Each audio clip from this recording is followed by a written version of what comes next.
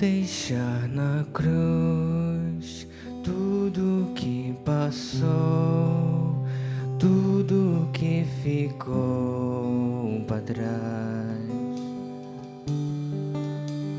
Olho pra você, corro pra você, seu amor me chama. Eu vou deixar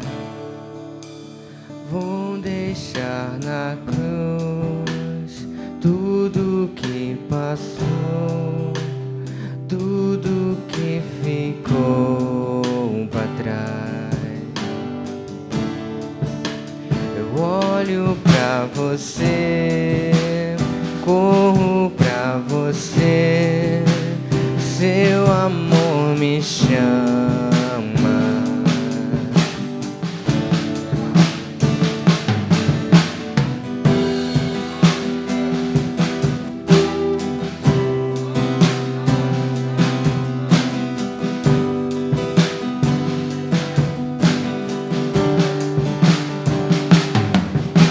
Sua morte ali na cruz, carregando minha dor, você se expôs por mim, se entregou em meu lugar e me deu uma nova chance. Eu vou recomeçar, vou deixar na cruz tudo que passou, tudo que ficou pra trás. Eu olho pra você, corro pra você, seu amor me chama. Eu vou deixar na cruz tudo que passou, tudo que ficou pra trás. Eu olho pra você, corro pra você, e o seu amor me chama. Deus, eu dependo desse amor, do seu amor, mais que tudo.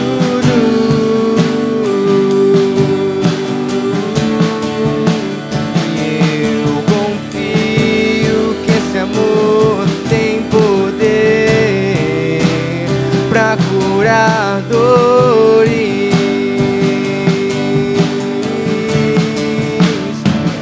Eu dependo desse amor, do seu amor, mais que tudo.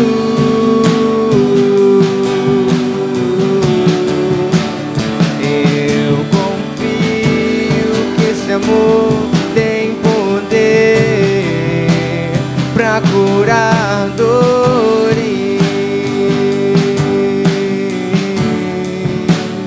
Vou deixar na cruz tudo que passou, tudo que ficou. Eu olho pra você, corro pra você, seu amor me chama.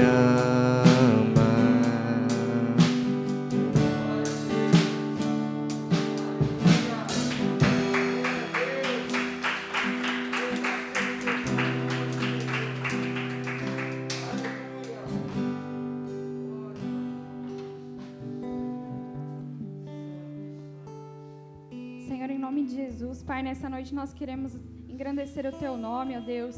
Nós queremos dizer ao Senhor, ó Pai, que nós confiamos no Seu amor, ó Pai, que nós confiamos, ó Deus, no Seu poder, que a Tua palavra, Deus, pode curar as nossas dores, ó Deus, aquilo que nós estamos sentindo. E nós queremos colocar o nosso coração, a nossa vida diante do Seu altar, ó Pai. E dizer, ó Deus, que o Senhor tem liberdade para agir no nosso meio, na nossa casa, na nossa vida, Nós queremos, ó Deus, entregar todas as áreas diante do Senhor, ó Deus. Nós não queremos ter medo e nem reter nada, Deus, conosco, mas nós queremos, ó Pai, viver completamente, ó Deus, na dependência do Teu nome, do Teu amor, ó Pai, entregando tudo aquilo que nós temos diante do Seu altar. Pai, pedimos ao Senhor nessa noite que o Senhor continue falando aos nossos corações, que o Senhor use cada um dos momentos desse culto, ó Deus, para tratar alguma coisa nas nossas vidas. Nós queremos realmente ouvir a Sua voz, ser transformados pelo Senhor, e que em nome de Jesus, ó Deus, que essa noite seja uma noite marcante na Tua presença, em nome de Jesus. Amém. Amém. Você continue em pé. Eu queria convidar você nesse momento, não precisa abrir a sua Bíblia por conta da luz está apagada, mas se você tiver celular e quiser acompanhar, abre a sua Bíblia lá em Isaías, no capítulo 64, no versículo 4.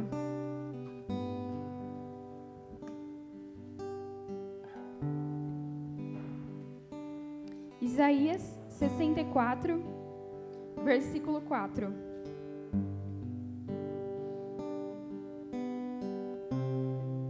A palavra de Deus diz assim: porque desde a antiguidade não se ouviu, nem com os ouvidos se percebeu, e nem com os olhos se viu Deus além de ti, que trabalha para aquele que nele espera. Amém. Somente esse versículo por enquanto. Esse versículo marcou muito a minha vida desde a primeira vez que eu li ele, e esses dias o Senhor me fez lembrar de algo muito importante. Quando eu leio esse versículo, eu sempre lembro de todo o cuidado que Deus teve com a história da humanidade até nós estarmos aqui, né, essa noite, ouvindo a palavra dele, a caminhada que a gente tem na igreja, enfim, em todos os lugares que você vai, como a palavra de Deus é importante nas nossas vidas. E quando eu leio esse texto, eu lembro de uma aula que a gente teve, que a gente foi ministrado lá na Escola de Missões, que explica sobre a formação da Bíblia, a formação o cuidado que Deus teve para que a palavra dele pudesse chegar até os dias de hoje. E assim, Deus, desde o início, mesmo com as pessoas pecando, né, o pessoal se voltando contra ele sempre foi um Deus de amor, um Deus que sempre deu direção, sempre foi um Deus que deu uma nova chance, assim como ele faz com a gente. E por mais que às vezes as pessoas acabem procurando alguma coisa para poder acreditar, alguma coisa que se apegar, para colocar ali e depositar sua fé, nenhum outro Deus vai ser como o nosso Deus, porque o nosso Deus, ele é o mesmo ontem, hoje e será para sempre. E assim como essa palavra fala, desde a antiguidade, desde os primeiros momentos, nunca se viu nenhum outro Deus que trabalha por aqueles que nele esperam. Nenhuma pessoa na terra ouviu alguma outra pessoa, algum outro Deus fazer coisas como o nosso Deus faz. O nosso Deus, ele é tremendo. Então, que em nome de Jesus, nessa noite, você possa ficar com esse versículo gravado no seu coração. Se você quiser ler depois na sua casa, pegue para ler esse capítulo. Isaías 64, versículo 4. Nosso Deus, ele é tremendo. Então, em nome de Jesus, que você possa, nessa noite, abrir seu coração para ele, lembrar de todo o cuidado que ele teve com a sua família, com a sua vida. Desde o início, desde sempre, ele sempre cuida de nós, por mais que às vezes alguma coisinha ou outra não saia conforme que a gente quer, mas o nosso Deus, ele tem o controle de todas as coisas. Eu vou ler mais uma vez com você. Porque desde a antiguidade não se ouviu, nem com os ouvidos se percebeu, nem com os olhos se viu Deus além de ti, que trabalha para aqueles que nele esperam. Amém. Em nome de Jesus. Vou só orar mais uma vez aqui. Senhor, muito obrigada, Pai, pela Tua palavra lida aqui nessa noite. Senhor, nós queremos dizer que o Senhor é o único Deus para as nossas vidas. Nós confiamos no Seu amor, nós queremos engrandecer o Teu nome. Nós agradecemos ao Senhor por todo o livramento que o Senhor tem nos dado, por toda a palavra, Deus, por toda a palavra que o Senhor tem dado para cada um de nós, por todas as promessas. O Senhor, ó Deus, é um Deus fiel e que cumpre cada uma delas no seu tempo. Nós te agradecemos, ó Deus, por tudo que o Senhor tem feito e por tudo que o Senhor fará. Que nessa noite, aqui nesse local, ó Pai, o Senhor possa encontrar lugar nos nossos corações, nas nossas vidas, Deus. Em nome de Jesus. Amém. Amém. Continue nesse espírito de adoração.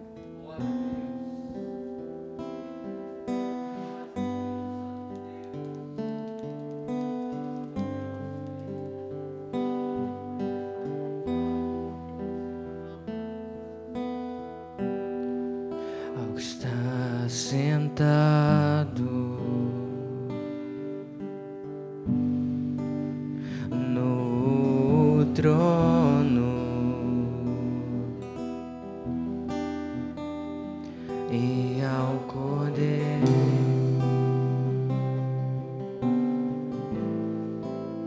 seja o louvor,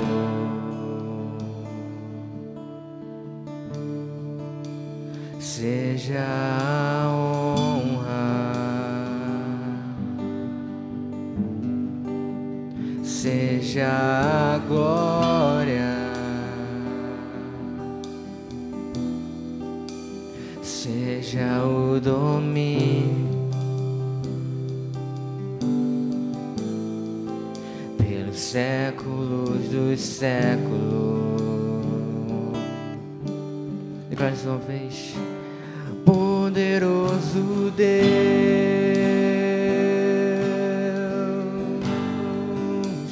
poderoso Deus,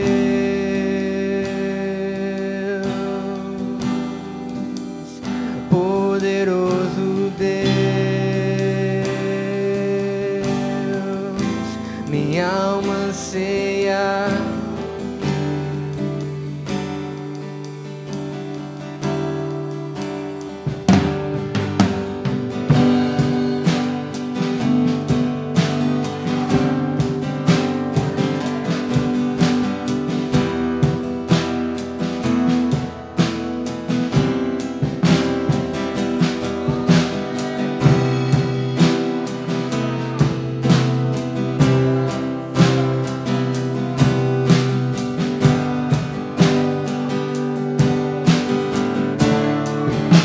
Está sentado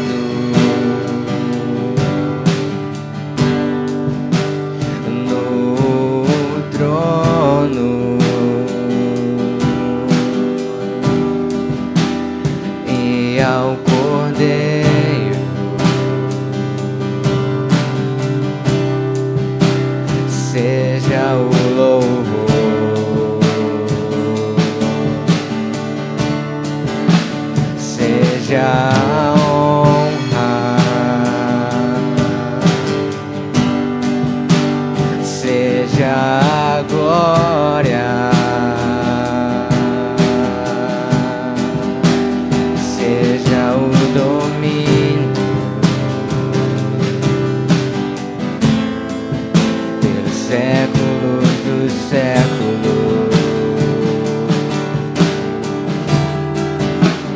Poderoso Deus,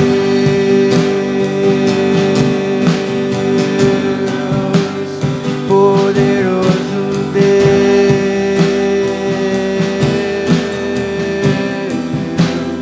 poderoso Deus, minha alma anseia por ti.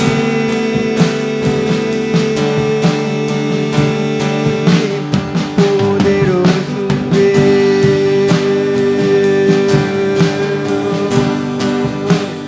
poderoso Deus,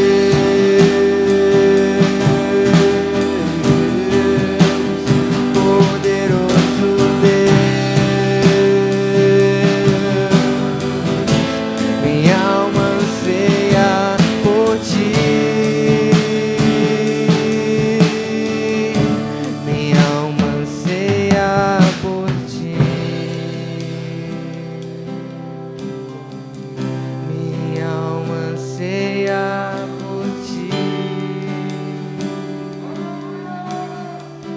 Minha alma anseia por ti. Esse é o nosso clamor.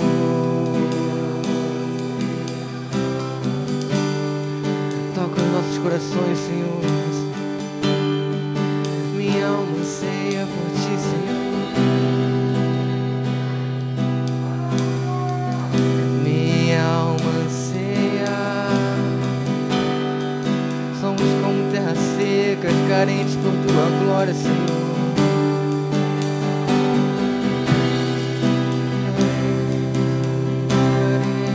Minha alma anseia por ti.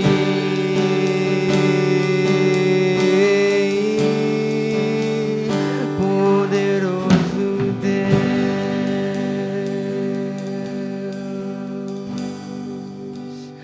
poderoso Deus.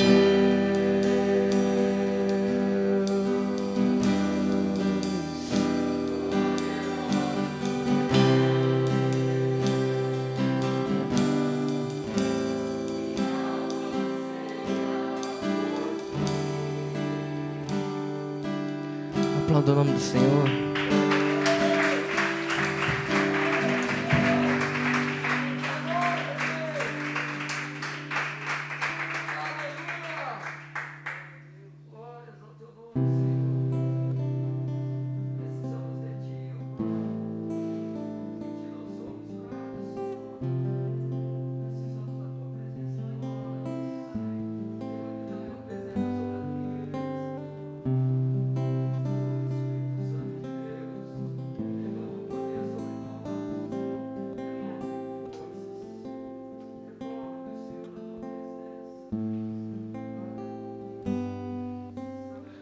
Meu coração é teu, meu coração é teu, pra sempre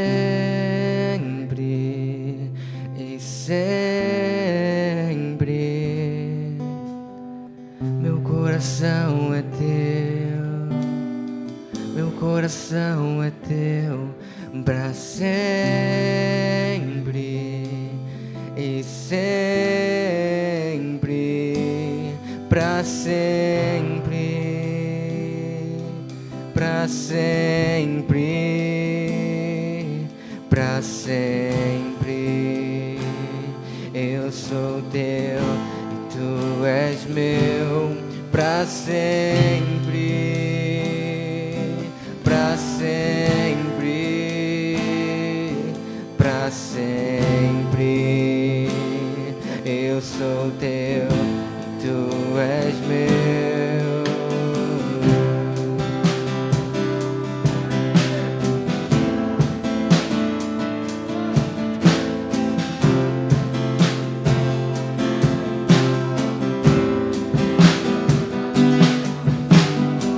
Meu coração é teu, meu coração é teu, pra sempre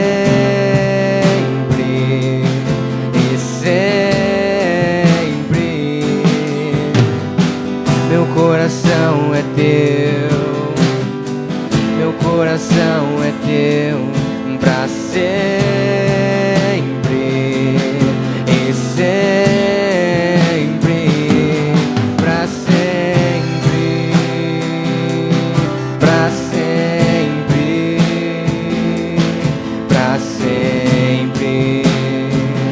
Eu sou teu e tu és meu, pra sempre, pra sempre, pra sempre.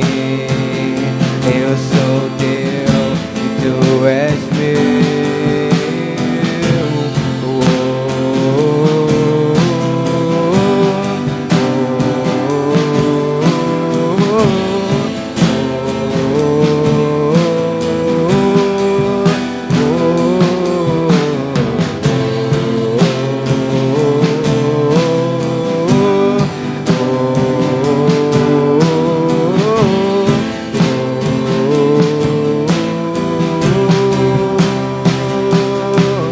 Pra te adorar eu vivo, pra te adorar eu vivo, só pra te adorar.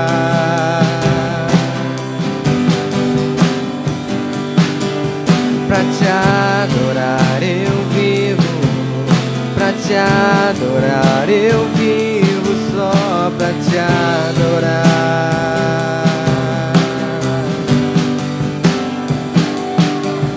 Pra te adorar eu vivo, pra te adorar eu vivo, só pra te adorar.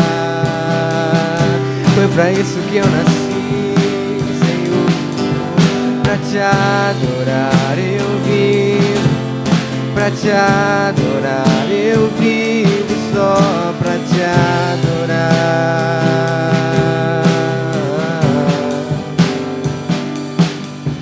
Pra te adorar eu vivo, pra te adorar eu vivo, só pra te adorar.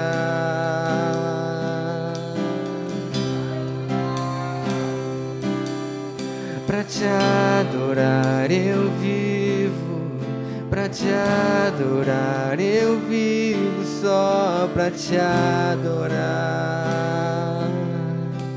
Vamos todos juntos, uma só voz, pra te adorar, pra te adorar.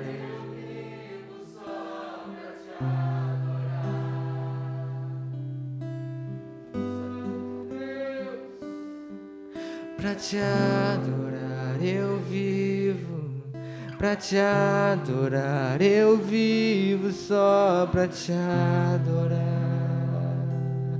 somente pra te adorar. Aplauda o nome do Senhor.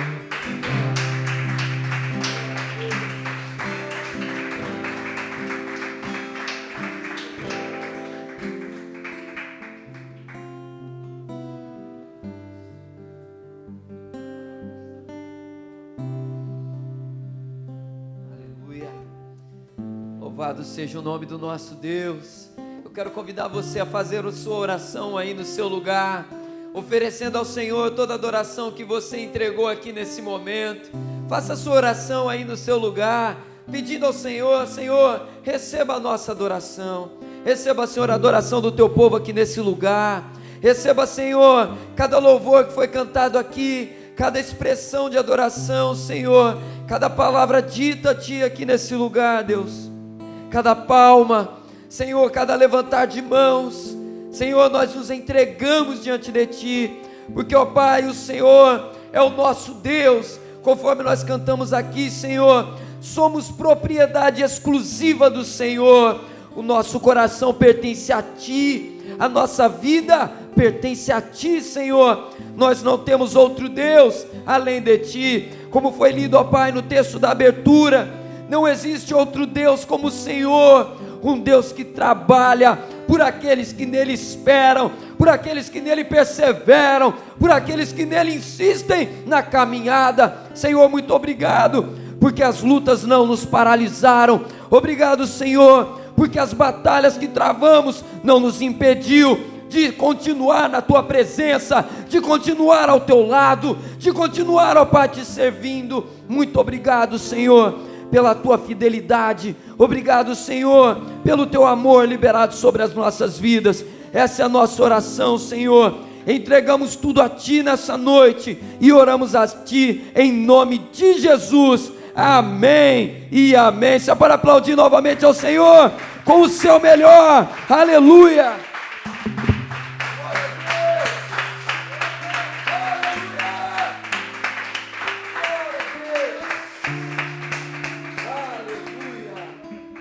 Glória a Deus. Vou pedir para acender a luz aqui. Graça e paz, igreja. O Senhor abençoe cada vez mais a vida de cada um de vocês. Eu gostaria de pedir que você se assente por um instante. Nós já vamos passar para o momento de ministração da palavra do Senhor. E eu gostaria de louvar ao nome do nosso Deus por tudo aquilo que Ele tem feito aqui em nosso meio. Nós aqui na caminhada com Deus, seja aqui na IMEFRE, seja em qualquer outro lugar, em qualquer outra igreja, ao longo da história a gente percebe uma coisa: o Senhor levanta servos, o Senhor levanta discípulos, o Senhor levanta pessoas vocacionadas, e Ele prepara, Ele capacita e Ele envia para a sua missão. Você crê nessa verdade?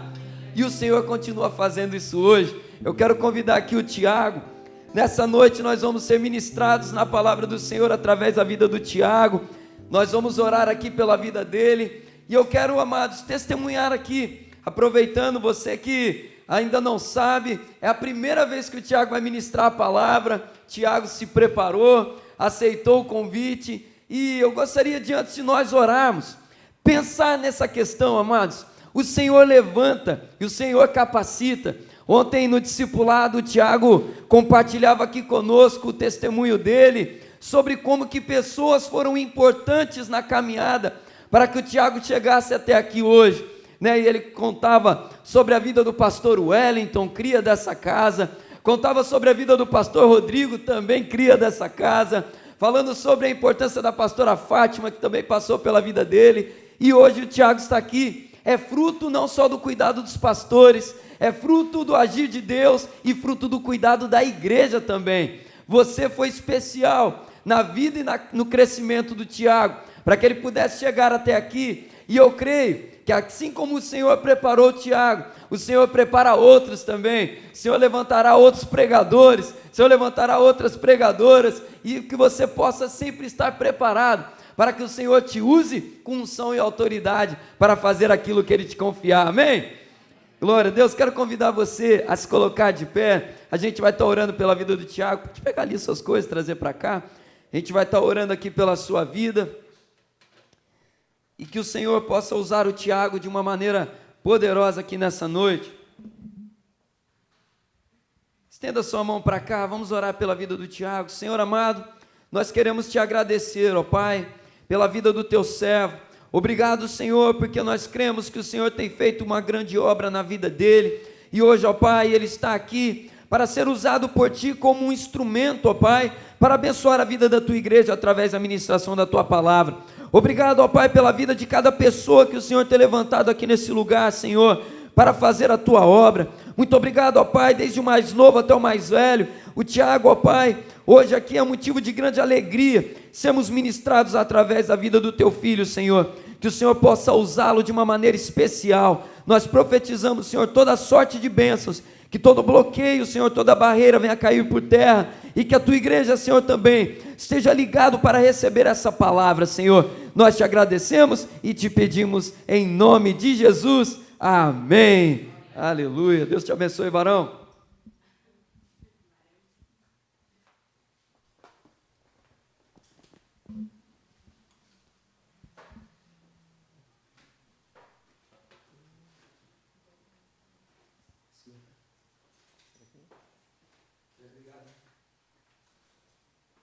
Boa noite.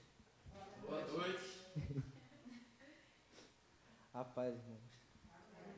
Só deixa eu colocar aqui.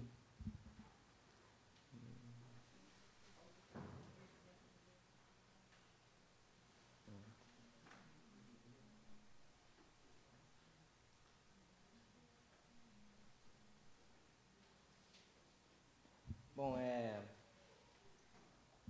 essa palavra aqui demorou um pouquinho para ser preparada, que eu fiquei sabendo né, em cima da hora. Aí eu tive um dia para preparar, mas foi muita graça de Deus para trazer ela para cá. E eu queria que vocês abrissem comigo em Neemias. Aumenta um pouquinho para mim.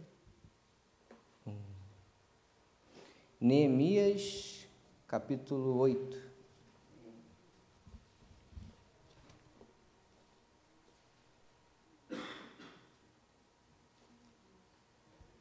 Quem achou, diga amém. Amém.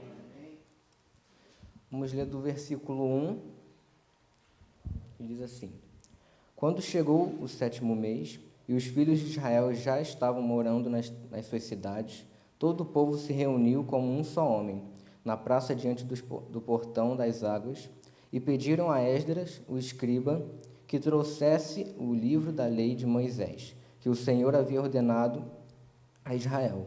Esdras, o sacerdote, trouxe a lei diante da congregação, composta por homens, mulheres e todos os que eram capazes de entender o que ouviam. Era o 1º dia e o 7º mês. Esdras leu o livro em voz alta, diante da praça que fica em frente ao portão das águas, desde o amanhecer até o meio-dia, na presença dos homens, das mulheres e dos que podiam entender. E todo o povo tinha os ouvidos atentos ao livro da lei. Vamos para o versículo 5. Esdras abriu o livro à vista de todo o povo, porque se encontrava num lugar mais elevado do que todo o povo. Quando abriu o livro, todo o povo se pôs em pé.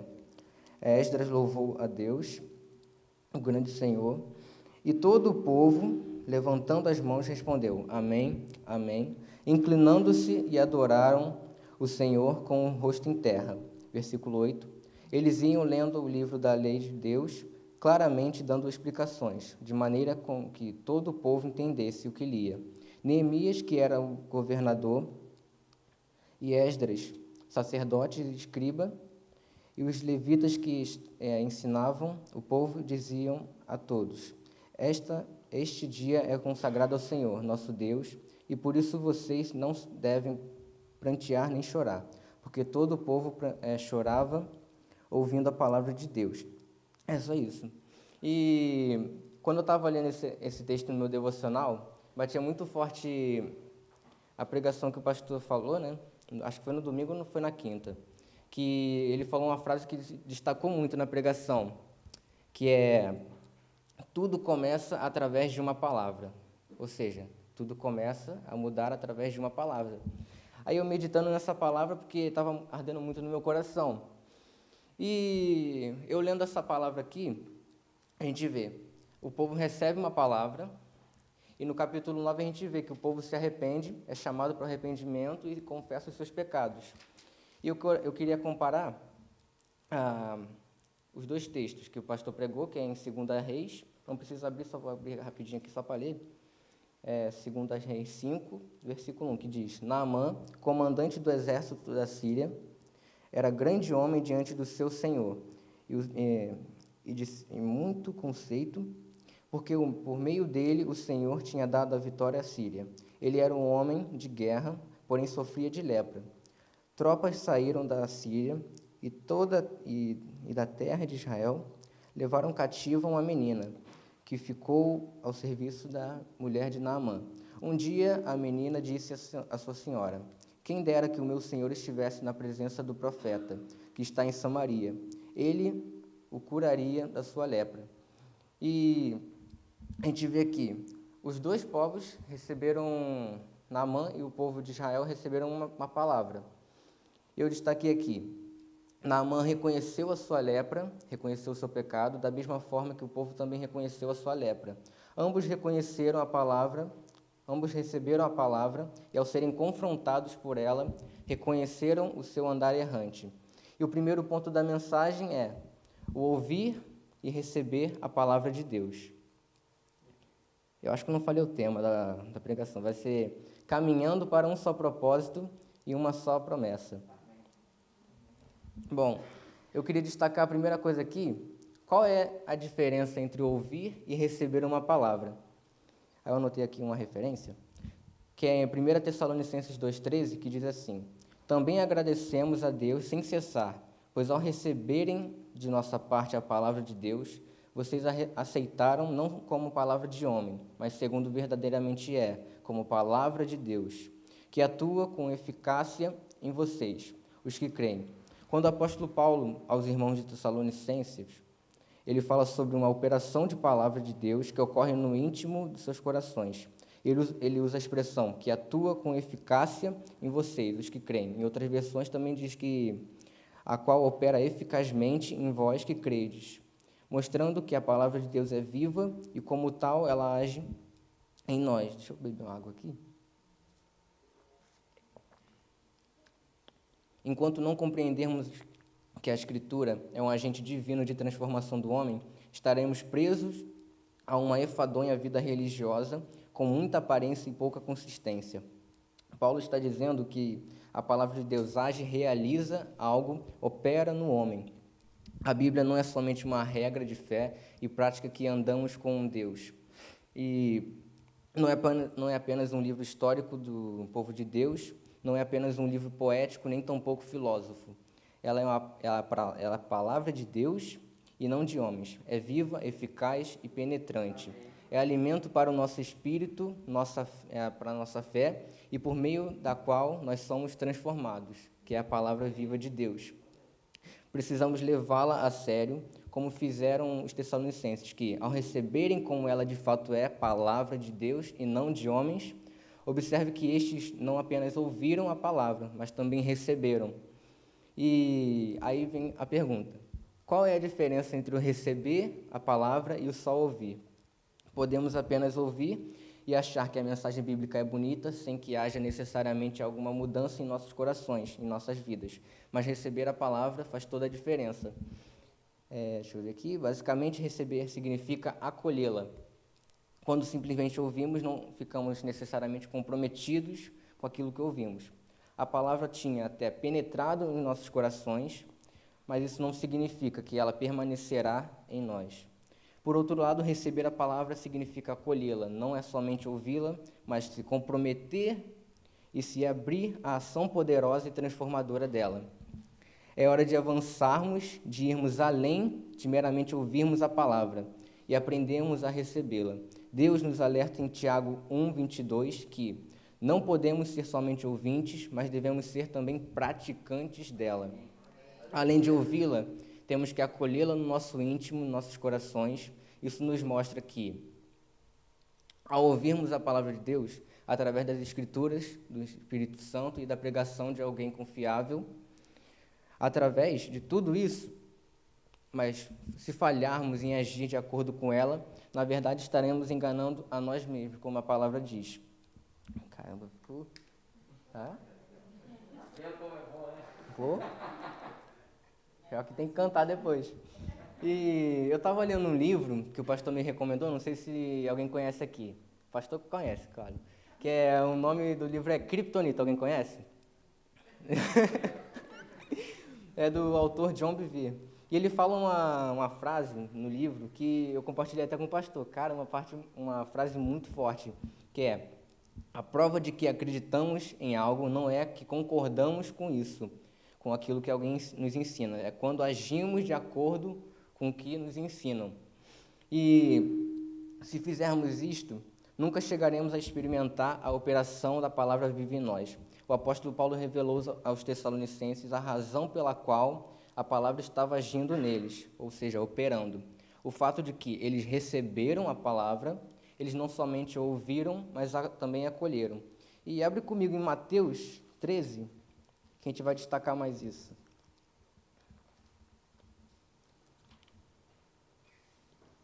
Mateus 13, versículo 3. É quando Jesus, em uma parábola, nos revela que as pessoas que apenas ouvem a palavra de Deus não frutificam, tornam-se exatamente o oposto daquelas que acolhem a palavra. Deixa eu ver aqui. Mateus 3, 8. Amém? É 13, do 3 ao 8.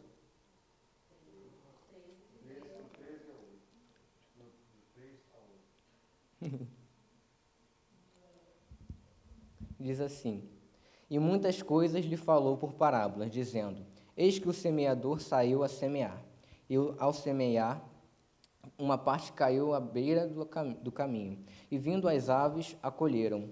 Outra parte caiu em solo rochoso, onde a terra era pouca, e logo nasceu, visto não ser profunda a terra. Saindo, porém, o sol a queimou, e porque não tinha raízes, secou-se. Outra parte caiu entre os espinhos, e os espinhos cresceram e a sufocaram.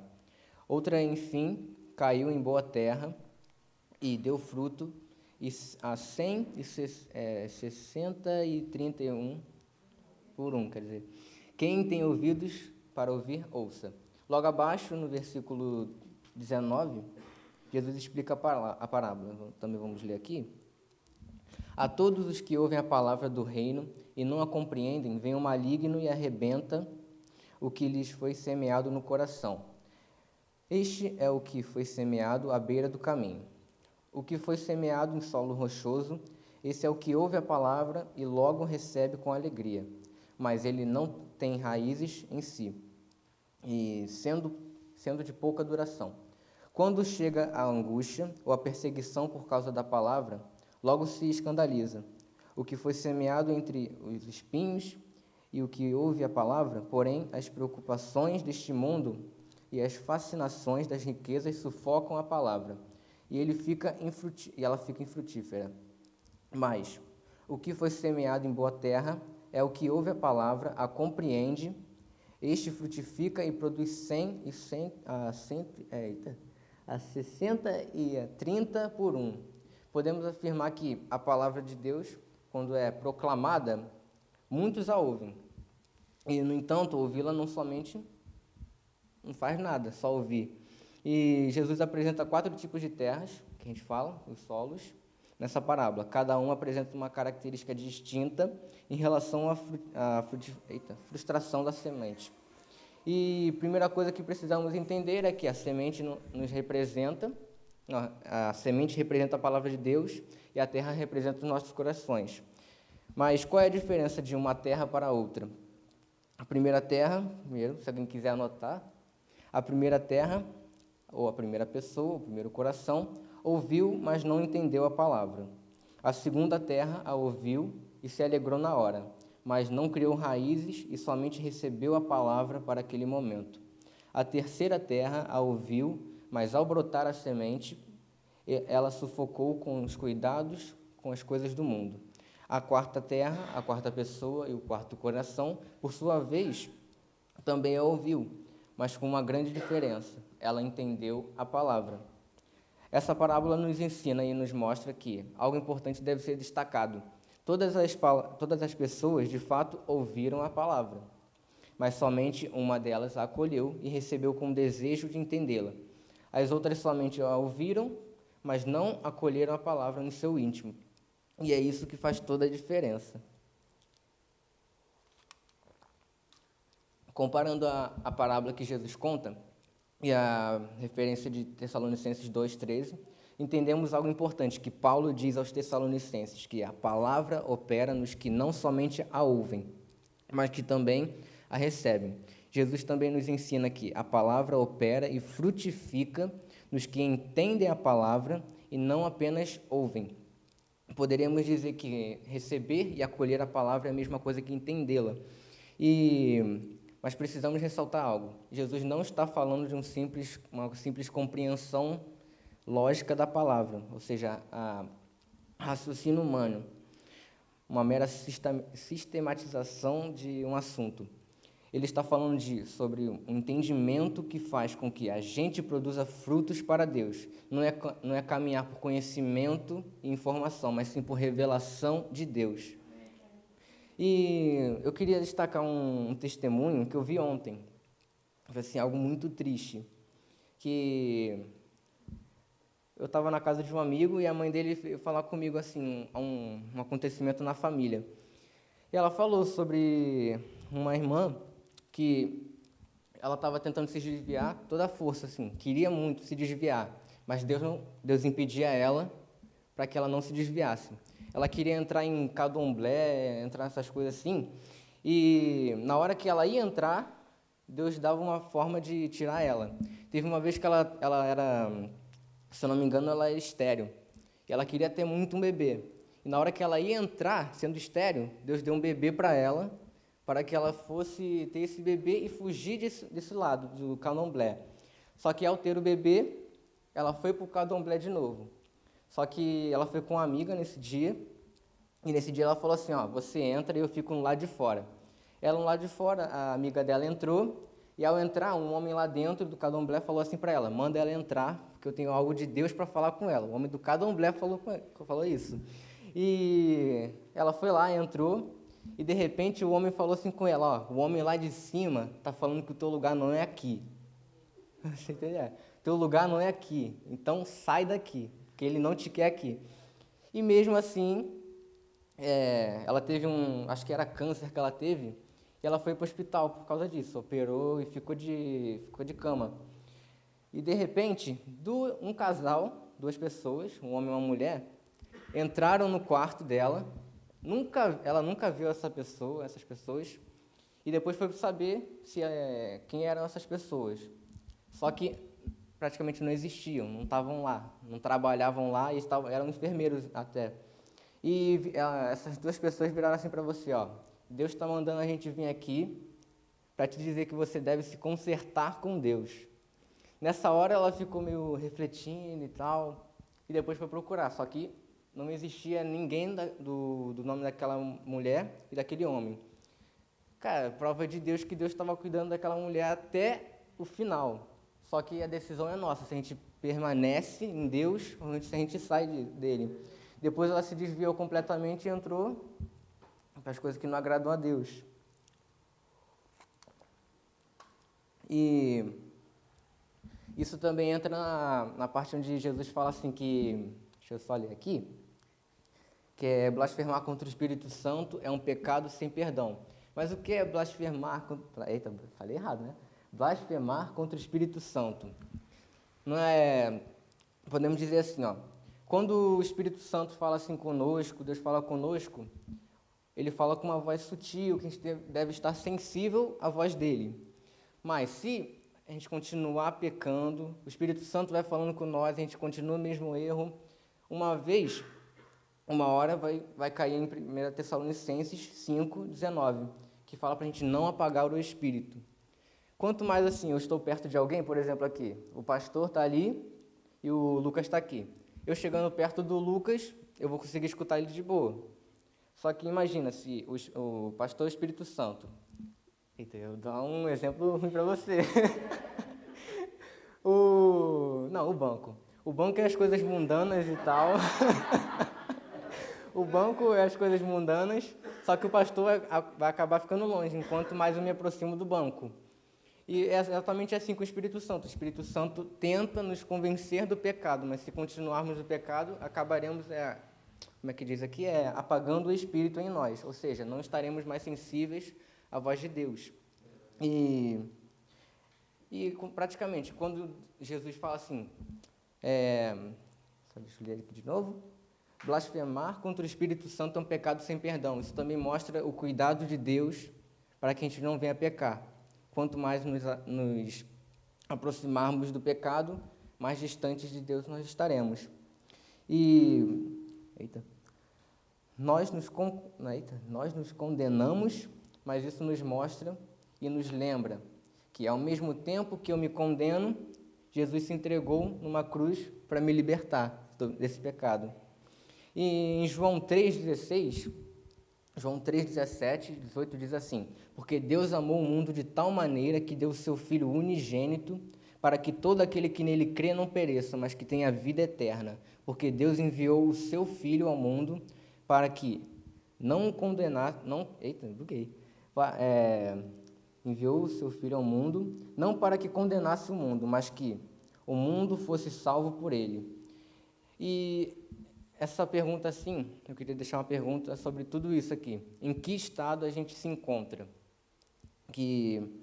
Não sei se você se encontra como o povo de Israel, que ao receber a palavra, você deve assim, se você se encontra como o povo de Israel, no próximo capítulo, Deus nos convida para o arrependimento e a confissão de pecados. E talvez Deus esteja já falando com você, como falou com aquela mulher, mas você deve ser sensível à voz de Deus, porque se você continuar no mesmo erro, vai haver uma hora que você vai acabar apagando o Espírito e vai ser difícil para você voltar, meu amigo. E deixa eu voltar aqui. Também a gente vendo assim em João 3,16, a gente vê que o único que poderia nos condenar, escolheu nos amar e nos dar uma nova chance. E isso vai mais um ponto, que é o perdão de Deus. O mundo tenta te condenar, todos à sua volta tentam te condenar, mas o único que deveria nos condenar escolheu nos amar através de Jesus, enviando o seu Filho amado para que morresse por nós e nos desse uma nova chance e um novo conserto. Em João 8:1, que fala sobre a mulher adúltera, né? Que o povo traz a mulher a Jesus e fala assim, a nossa lei, a lei de Moisés, manda que a gente apedreje essa mulher. Mas o que o Senhor diz que devemos fazer? Jesus ficou lá, escrevendo no chão. Praticamente não estava dando ouvidos para aqueles homens lá. E de repente, todo mundo indo em cima da mulher, e ele fala, atire a primeira pedra, aquele que não tem pecado. Todo mundo ficou calado, porque todo mundo tem pecado. E quando o povo sai, a mulher no chão, praticamente eu imagino assim a cena, a mulher chorando no chão, sem condição nenhuma de se levantar, e Jesus, sendo Jesus, ele estende a mão a essa mulher, e a levanta, e a primeira coisa que fala, levante-se, erga sua cabeça, porque o povo te condena, mas o único que deveria te condenar não te condena, porque ele te dá uma nova chance. Meus amigos, levante-se, olhe para frente, se livre das correntes que te prendem ao passado, pois a palavra de Deus para você ele não te condena, mas ele te dá uma nova chance. E, como eu falei agora, há um perdão liberado para nossas vidas. O perdão de Deus, o perdão não te dá permissão para você viver de uma vida de pecado. Pelo contrário, ele nos dá uma chance de recomeço. O perdão nos liberta daquilo que nos prendia. E eu tenho mais uma coisa para contar. Assim, se eu não me engano, é a cena mais triste da minha caminhada. Que eu saindo da igreja e entrei na minha vila. Eu encontrei 2 amigos meus que cresceram comigo. E essas 2 pessoas falaram assim: pô, Thiago, tu virou crente, saiu do nosso convívio, nunca mais falou com a gente praticamente e tal. Pô, larga de ser crente, cara. Vai viver, mano, tu é jovem. Praticamente assim. E eu falei, cara, essas coisas são tudo passageiras. Uma hora vai passar e o que vai restar no final? Nada. Vai tudo virar pó, vai voltar nada. E quando eles me falaram isso, um virou para mim e falou assim, cara, eu não sou crente, não sou nada assim. Eu vou continuar pecando, mas no final, assim, aos 40 anos, eu vou me consertar com Deus. Ele, sei lá, acho que ele tem 17 ou 18, mais velho que eu. Acho que é. 18 anos, por aí. E ele falando isso aí, ele, pô, cara, ser crente é coisa de velho, é coisa de ninguém tem o que fazer e tal. E na hora que ele falou assim, uma frase que destacou muito na hora, que é assim, ó, com essa palavra aqui, eu sou filho. Aí eu, vamos lá, o que ele vai falar? Beleza. Deus mandou o seu filho para morrer por mim. Ele conhecendo a Bíblia, e aí, o que tem? Beleza. Deus sendo um bom pai, misericordioso e oferece perdão aos seus filhos, ele vai me aceitar do jeito que eu sou aos 40 e poucos anos. Vou continuar pecando aqui, depois ele me aceita. Ele não vai me negar. Aí na hora, caramba. Isso é verdade, Deus não vai negar ninguém. Mas aí eu virei para ele e falei assim, cara, Deus não vai te negar, mas nesse momento quem está negando ele é você. E na hora que eu falei isso, cara, eu vi assim o olho dele, Aí, depois a gente saiu, ele ficou refletindo, mas foi exatamente isso que a gente viu assim, a diferença do ouvir e receber uma palavra. Ele somente a ouviu, mas não acolheu ela. Hoje ele está aí, largado na rua, fazendo 1000 loucuras, e só Deus sabe o que ele faz, eu não sei não. E o primeiro ponto, eu queria destacar ensinamento sobre esse ponto, que é receber a palavra de Deus, permitindo a mudança em nosso interior, se movendo através dela. Precisamos reconhecer aquilo que nos afasta de Deus e tirar isso da nossa vida o mais rápido possível, gente. E examinarmos a nossa vida com Deus diariamente. Precisamos confessar a lepra e apresentá-la diante do Senhor, ou seja, reconhecendo o pecado, confessando ele e entregando nas mãos de Deus, para que encontraremos perdão. E eu queria destacar mais uma pergunta aqui, para encerrar esse ponto. Como a sua vida se destaca no mundo? As pessoas diriam que você vive como Jesus? Não podemos fugir dessa pergunta, mas refletir em cima dela. Como a sua vida se diferencia se você vive como Jesus? Que hábitos você quebraria sabendo de tudo isso? Como você mudaria a forma em que interage com pessoas ao seu redor e com seus familiares? A gente precisa refletir nessa palavra, porque a palavra de Deus diz em 1 João 2, versículo 6, aquele que afirma que permanece nele deve andar como ele andou.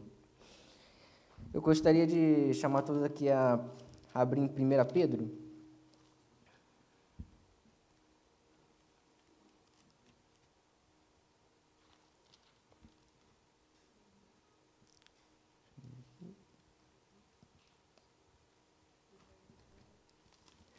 Primeira Pedro 13. 13.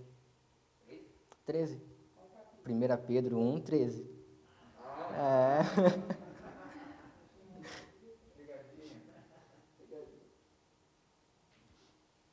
Pode ir? O tema da minha Bíblia está assim, a santidade na vida. Por isso, preparando o seu entendimento, sejam sóbrios e esperem inteiramente na graça que lhes está sendo trazida na revelação de Jesus Cristo. Como filhos obedientes, não vivam conforme as paixões que vocês tinham anteriormente, quando ainda estavam na ignorância. Pelo contrário, assim como é santo aquele que os chamou, sejam santos vocês também, em tudo o que fazem, porque está escrito: sejam santos, porque eu sou santo. Segundo ponto é a importância, o propósito e a urgência da santidade. E eu gostaria de destacar aqui na primeira que é a importância da santidade. Aí eu lembro mais uma vez de um livro que eu estava lendo, que eu não sei se alguém conhece aqui, Luciano Subirá. Quem conhece? Pô, ninguém conhece. Ah, Luciano Subirá. Pô. E o nome do livro dele é Conhecimento Revelado, que diz assim: a essência da sabedoria está em, antes de começarmos a agir ou tentar agradar a Deus, precisamos descobrir e saber o que Deus diz sobre determinado assunto. Eu queria destacar aqui na importância da santidade, que santidade tem a ver com buscar o que agrada a Deus para, então, poder crescer em amizade com o Senhor. A santidade é uma ponte para o relacionamento com Deus. Uma vez, acho que foi na abertura do culto, eu usei um exemplo sobre uma ponte, mas hoje eu vou mudar um pouco para variar um pouco. Que imagina aqui, eu estou no aeroporto, o aeroporto é onde eu estou. Eu preciso ir a Minas Gerais, imaginando que Minas Gerais é uma referência a Deus. Eu preciso pegar o avião, e esse avião iria identificar a santidade. Eu preciso entrar no avião para poder chegar ao meu destino final, que é encontrar o Senhor.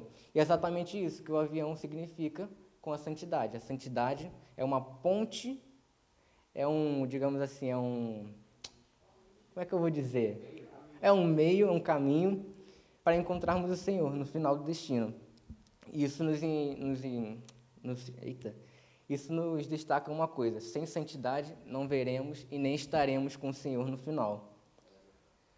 E 1 Pedro, se a gente for no capítulo seguinte, no versículo 9 diz assim: vocês, porém, são geração eleita, sacerdócio real, nação santa, povo de propriedade exclusiva de Deus, a fim de proclamar as virtudes daquele que os chamou das trevas para a sua maravilhosa luz.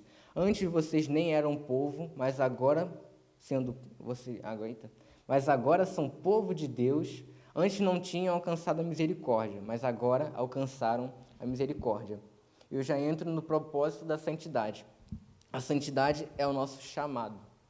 Nós somos chamados para andar em santidade, porque a santidade nos leva ao relacionamento. Levando assim, o nosso chamado é conhecer Jesus. Sem santidade não conheceremos Jesus de jeito nenhum, pois é através dela e não é através da santidade. Eu não vou conhecer Deus só por informação, mas eu vou conhecer Ele por experiência própria. Ser santo significa ser um povo exclusivamente separado por Deus para o uso exclusivo dele. Ou seja, a partir do momento que eu escolho ser santo, eu escolho ser do Senhor. E ao mesmo tempo que eu escolho ser do Senhor, eu me coloco à disposição dele para ser usado nas mãos dele. E isso entra também na urgência. O que é a urgência da santidade?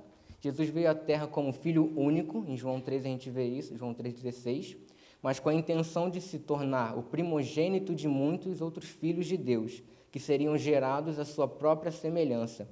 A salvação não nos foi oferecida, mas não tem a...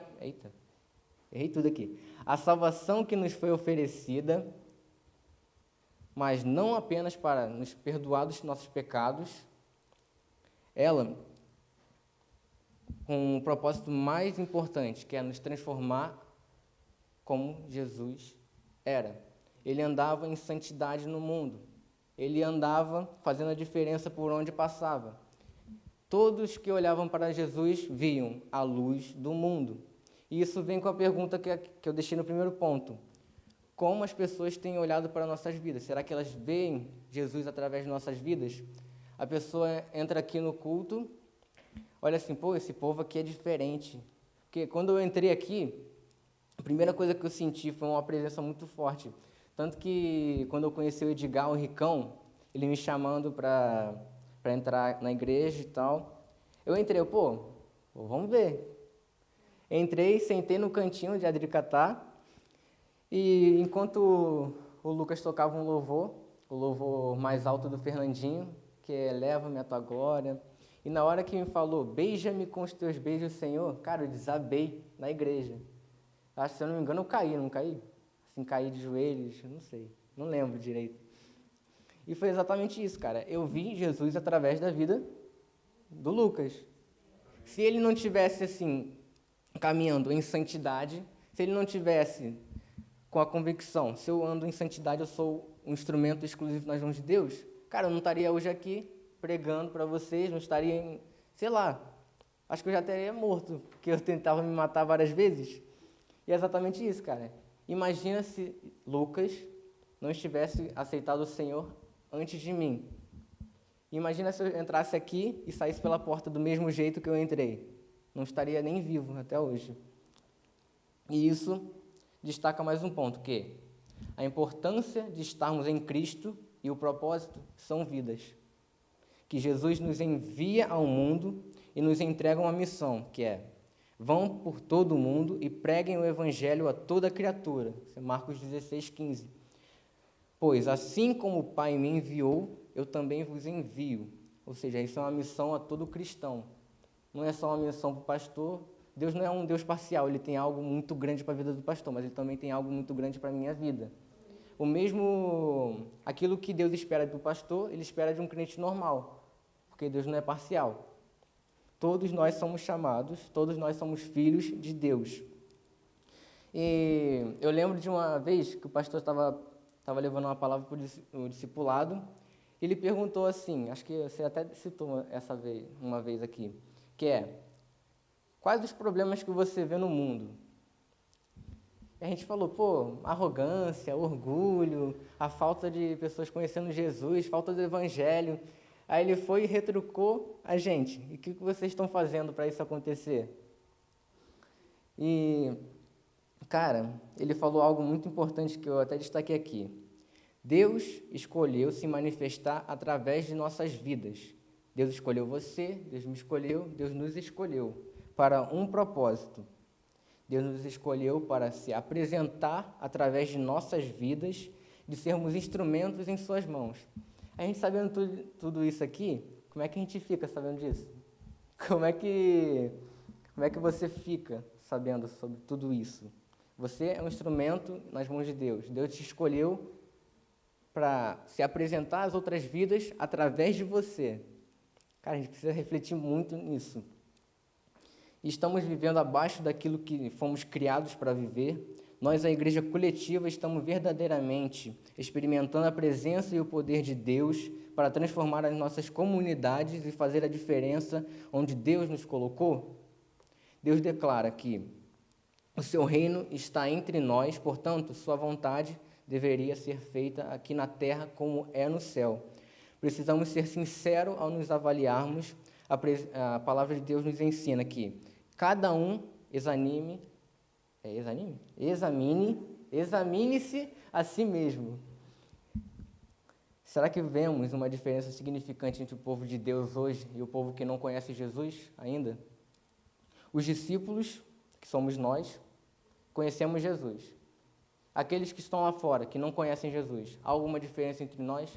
Em atitude, palavras? Precisamos refletir nisso muito, cara. Será que o nosso estilo de vida nos difere daqueles que estão lá fora? A nossa vida brilha tão forte que somos vistos como distinto povo de Deus? O que me faz diferente daquele que não conhece Jesus, sendo que eu já conheço Jesus? Precisamos refletir nessa pergunta e não evitá-la. Isso é realmente que venha o teu reino, seja feita a tua vontade, na terra como no céu? Não podemos ignorar isso. Estamos vivendo na nossa geração, assim como Jesus viveu na dele? A palavra de Deus diz em 1 João 2,6: aquele que afirma que permanece nele deve andar como ele andou. Você é chamado por Deus para viver como Jesus na sua vida hoje. Não em algum dia, na próxima vida ou algo assim. Eu gostaria que vocês anotassem, quem puder, essa frase que eu vou dizer agora. A eternidade é o futuro. A eternidade é o futuro, mas é para ser vivida no nosso presente. A eternidade é o futuro, mas é para ser vivida no nosso presente. E agora eu entro no terceiro ponto, que é caminhando para a grande promessa. Primeiro eu gostaria de destacar assim, a condição para alcançarmos a promessa. Quem puder, abre comigo em Apocalipse 3. Apocalipse 3, versículo 15.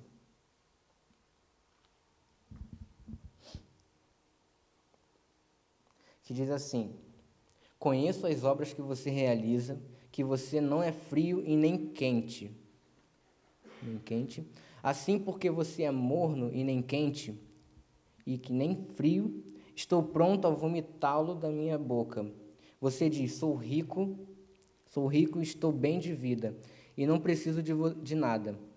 Mas você não sabe que é infeliz, sim, miserável, pobre, cego e nu. Aconselho que você compre de mim ouro refinado pelo fogo, para que você seja de fato rico. Compre vestes brancas para se vestir, a fim de que a vergonha da sua nudez não fique evidente. O colírio para ungir os seus olhos, a fim de que você possa ver. Eu repreendo e disciplino aqueles que amo. Portanto, seja zeloso e arrependa-se. Eis que estou à porta e bato. Se alguém ouvir a minha voz e abrir a porta, entrarei na sua casa e cearei com ele, e ele comigo. Eu queria destacar essa parte aqui para dar uma explicação para vocês, eu até consultei o pastor uma vez, ele me explicou muito bem aqui, que fala assim, a cidade de Laodiceia era muito rica com isso, a igreja de Laodiceia, elas tinham, como é que eu vou dizer assim, os recursos dela. E era uma igreja extremamente orgulhosa, era uma igreja que se orgulhava das suas condições financeiras e das suas condições materiais.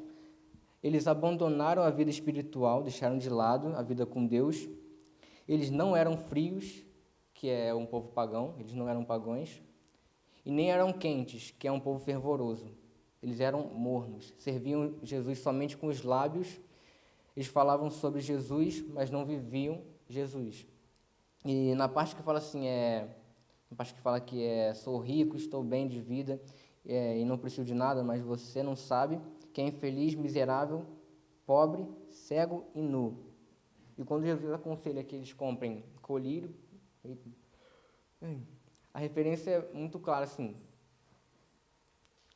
A referência sobre a riqueza, a gente já viu. Que quando Jesus fala para comprar dele. E vamos passar para a cegueira, que uma fonte de riqueza de Laodiceia era o tratamento ocular. Eles fabricavam colírios e muitas riquezas vinham através disso. E também da produção de roupa, onde entramos na parte da nudez.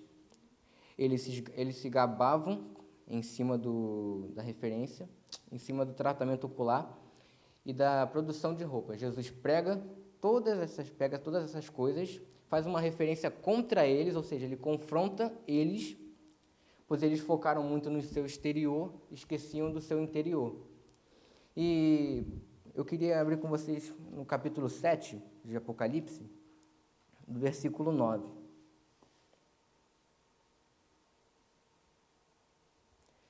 Apocalipse 7, versículo 9, que diz assim: depois dessas coisas vi, e eis que grande multidão que vinha ninguém podia contar, de todas as nações, povos e línguas, em pé diante do trono e diante do Cordeiro, vestidos de vestes brancas, com ramos de palmeira nas mãos, e clamavam com a voz forte, dizendo: ao nosso Deus, que está sentado no trono, e ao Cordeiro permanece a salvação.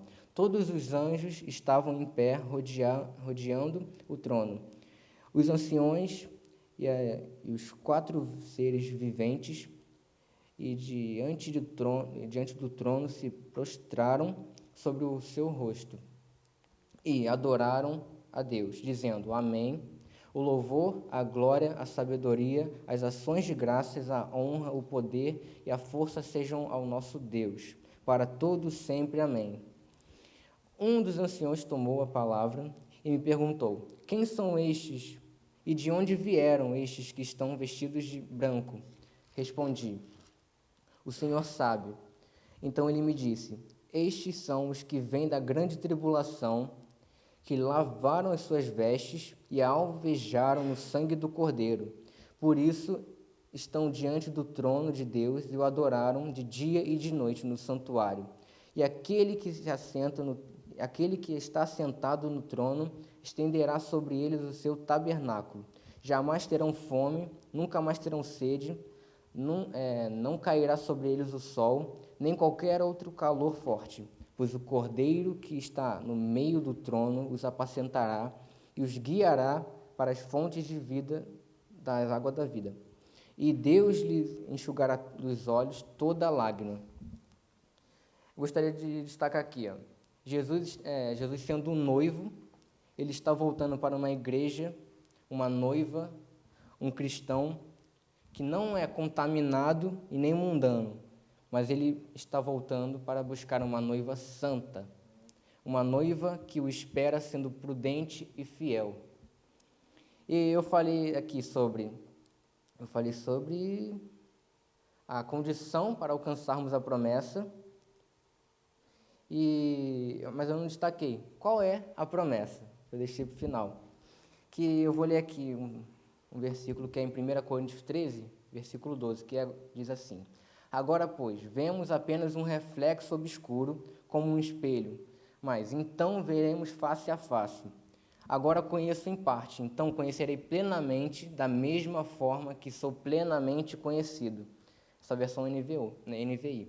E na versão NA diz assim: Agora meu conhecimento é incompleto, depois conhecerei como também sou conhecido. Mas eu queria destacar a versão NVT, que diz assim: Agora vemos de modo imperfeito, como um reflexo no espelho, mas então veremos tudo face a face. Tudo que sei agora é parcial e incompleto, mas conhecerei tudo plenamente, assim como Deus já me conhece plenamente. E a conclusão dessa mensagem é: todos esses pontos apontam para uma só coisa. Eu preciso permanecer fiel e devo andar com uma convicção. Tudo isso é momentâneo, tudo isso é passageiro. Tudo isso valerá a pena no final, pois haverá um dia em que eu vou conhecer Jesus da mesma forma que sou conhecido por Ele. E eu deixei uma pergunta no início da pregação, que é: o que Deus busca e espera do seu povo?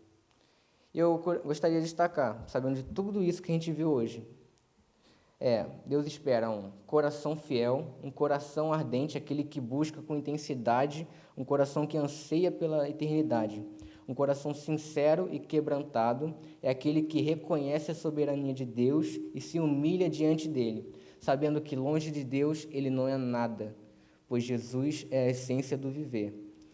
Mais uma vez, um coração ensinável, aquele que deixa o orgulho de lado e está disposto a aprender e mudar. E o mais importante, um coração puro, que é aquele que busca agradar a Deus, andando em santidade.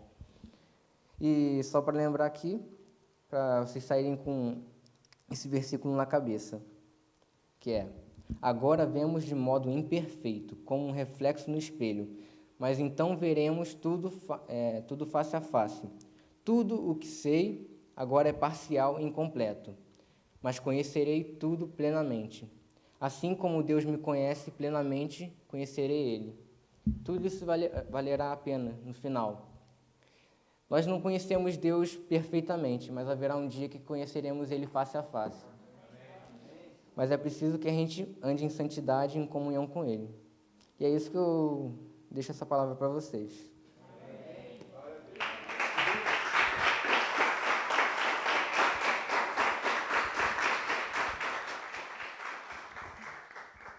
Amém. Quero convidar você a se colocar de pé. Vamos orar agradecendo ao Senhor por essa palavra. Quero convidar você a estender a sua mão para cá. Vamos agradecer ao Senhor pela vida do Tiago e que nós possamos levar esses princípios para a nossa vida, carregar essa palavra e colocá-la em prática no nosso caminhar em nome de Jesus. Senhor amado, muito obrigado, Deus, pela palavra ministrada sobre nós nessa noite, que possamos, Senhor, em nome de Jesus, não apenas ouvir, como foi dito aqui, mas receber essa palavra, Senhor, levando como um compromisso sério contigo, levando, ó Pai, essa palavra para a prática da nossa vida, que nós possamos, Senhor, em nome de Jesus, viver em santidade, caminhar, ó Pai, entendendo a importância, a urgência, Senhor, desse estilo de vida, para que nós possamos viver, ó Pai, também as promessas que o Senhor tem liberado sobre nós, Senhor. Não permita que o mundo venha contaminar as nossas vestes, mas que nós possamos, Senhor, guardar a nossa pureza, guardar, Senhor, a nossa vida, para chegarmos, ó Pai, naquele grande dia e sermos acolhidos para viver eternamente ao seu lado, Senhor. Nós te agradecemos pela vida do Tiago, Senhor, abençoamos a vida do teu filho, que ele possa continuar, Senhor, sendo bênção nessa igreja, sendo bênção, Senhor, por onde ele passar, na vida da sua família, Senhor, continue abençoando todos aqueles que convivem com o Tiago, ó Pai, e que assim como ele foi bênção sobre as nossas vidas nessa noite, Senhor, que nós possamos ser também na vida dele, no decorrer dessa caminhada. Nós te agradecemos por essa palavra e te louvamos assim em nome de Jesus, amém, glória a Deus. Pode aplaudir mais uma vez ao Senhor, aleluia, glória a Deus.